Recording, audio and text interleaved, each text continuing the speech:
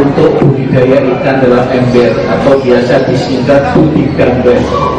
Kami Dinas Kelautan dan Perikanan Provinsi bekerja sama dengan Dinas Perikanan Kota Semarang akan mencoba mengembangkan ini sebanyak-banyaknya.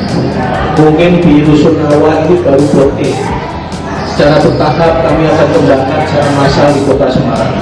Mudah-mudahan ini bisa terlaksana dengan baik.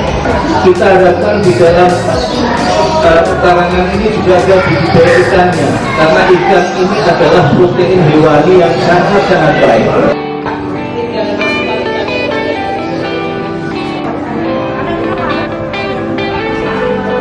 Budigamber ini kan memang hanya pakai ember. Kalau memang memungkinkan ada kolam, bisa buat kolam, ya Mbak ya.